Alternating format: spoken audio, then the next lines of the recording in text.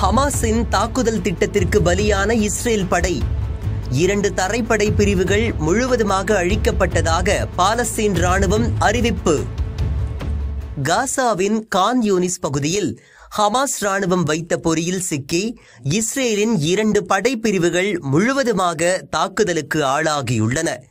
இதில் பலர் கொல்லப்பட்டிருக்கலாம் என்றும் அல்லது காயமடைந்திருக்கலாம் என்றும் ஹமாஸ் கூறியுள்ளது.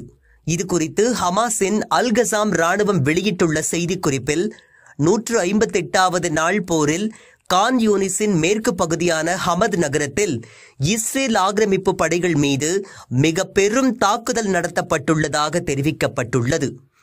எல் டவர் என்ற பகுதியில் இஸ்ரேலின் 2 தரைப்படை பிரிவுகள் முன்னேறி வந்ததை அடுத்து அவர்களை வீழ்த்த திட்டம் தீட்டப்பட்டதாக தெரிவிக்கப்பட்டுள்ளது. தங்கள் திட்டம் மிகச் சரியான முறையில் அமைந்ததாகவும் இஸ்ரேல் படைகளை பாயிண்ட் பிளாக் ரேஞ்சில் வைத்து கடும் தாக்குதல் நடத்தியதில் அதில் இருந்த அனைவரும் வீழ்த்தப்பட்டதாக கூறப்பட்டுள்ளது. இதில் பலர் உயிரிழந்திருக்கலாம் என்றும் அல்லது படுகாயமடைந்திருக்கலாம் என்றும் அல்-கசாம் ராணுவம் தெரிவித்துள்ளது. கொல்லப்பட்டவர்கள் மற்றும் படுகாயமடைந்தவர்களை மீட்க இஸ்ரேல் ஆக்கிரமிப்பு படை ஹெலிகாப்டர்கள் வந்ததாகவும் தெரிவிக்கப்பட்டுள்ளது.